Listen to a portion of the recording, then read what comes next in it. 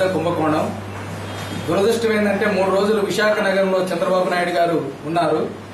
కానీ ఇంత పెద్ద భూ కుంభకోణం మీద 1,00,000 ఎకరాల భూముల యొక్క రికార్డులు గల్లంతయి అక్రమణకు గురైతే చంద్రబాబు నాయుడు గారు మాట కూడా మాట్లాడకుండా మహానాడు గొప్పగా జరిగిందని ప్రకటన చేసుకుని వెళ్లిపోవటం అనేటువంటిది చాలా హాస్యాస్పదంగా ఉంది. ఆ యొక్క మహానాడులోనే గొప్ప తీర్మానం ప్రవేశపెట్టాడు. అవినీతికి వ్యతిరేకంగా మేము యుద్దం చేస్తామని. మరి విశాఖ నగరం చుట్టుపక్కల 1,00,000 ఎకరాలు గోల్మాల్ అయితే ఆ గోల్మాల్లో తెలుగుదేశం పార్టీ యొక్క ఎమ్మెల్యేలు, మంత్రులు, ఎంపీల యొక్క ప్రధాన సూత్రధారులుగా ఉంటే వాళ్ళ మీద ఏం చర్యలు తీసుకున్నారని మేము అడుగుతూ ఉన్నాం. అలాగే ల్యాండ్ పూలింగ్ ప్రకటించింది ప్రభుత్వం ఆర్భాటంగా. ఈ ల్యాండ్ పూలింగ్ అనేటువంటి తెలుగుదేశం పూలింగ్ గా మారిపోయింది. దళితులు, బలహీన వర్గాలు, అసైన్డ్ భూములు ఏదైతే ఉన్నాయో వాటినన్నింటినీ అక్రమంగా పేదవాళ్ళని బెదిరించి పట్టాలు తీసుకొని ఈరోజు ల్యాండ్ పూలింగ్ అనేటువంటి జరుపుతూ ఉన్నారు. ఇది ఒక పెద్ద తెలుగుదేశం మాఫియా యొక్క ల్యాండ్ పూలింగ్. దీని మీద సమగ్రమైనటువంటి విచారణ జరపాలనేటువంటి కూడా మేము అడుగుతూ ఉన్నాం. మూడోది, ఈరోజు సింహాచలం దేవస్థానం యొక్క ఈరోజు భూముల వ్యవహారం, దాన్ని కూడా సమీక్ష చేయాలని మేము రాష్ట్ర ప్రభుత్వాన్ని అడుగుతున్నాం. ఈ భూ ట్యాంపరింగ్ లో సింహాచలం యొక్క భూములు కూడా ట్యాంపరింగ్ అనేటువంటిది మేము భావిస్తూ ఉన్నాం. 96 వరకు రెవెన్యూ భూములుగా ఉన్నటువంటిది చంద్రబాబు నాయుడు ముఖ్యమంత్రిగా ఆ రోజు రెవెన్యూ డిపార్ట్మెంట్ యొక్క అధికారులను బలవంతంగా ఒత్తిడి తీసుకొచ్చి రికార్డులను ట్యాంపరింగ్ చేసేసి రెవెన్యూ భూములు కాస్త సింహాచలం యొక్క భూములుగా మార్చేశారు చంద్రబాబు నాయుడు గారు.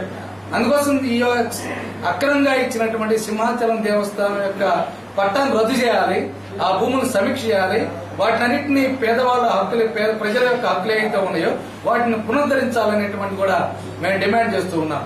అలాగే దస్పల్లా హిల్స్ సంబంధించినటువంటిది ఈరోజు ప్రభుత్వ భూములు మొన్నటి వరకు అవి ఈరోజు కలెక్టర్ గారి మీద ఒత్తిడి తీసుకొచ్చి ఈరోజు ఆగమేఘాల మీద ప్రెస్ మీట్లు పెట్టించేసి ఆ భూముల్ని ప్రైవేట్ భూములుగా చిత్రీకరిస్తున్నారు. దాదాపు 1500 కోట్ల విలువ కలిగినటువంటి భూముల్ని ఈరోజు తెలుగుదేశం నాయకులు దాన్ని ఆక్రమించుకొని కొంత అమ్మేసుకున్నారు, కొంత వాళ్ళ చేతుల్లో ఉంది, రకరకాల పేర్లతోటి వాళ్ళు ఆక్రమించున్నారు.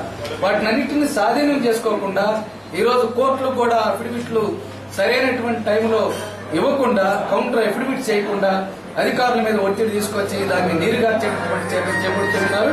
అందువల్ల స్థూలంగా మొత్తం విశాఖ నగరం అనేటువంటిది తెలుగుదేశం పార్టీ యొక్క భూదోపిడికి అడ్డాగా మార్చారు.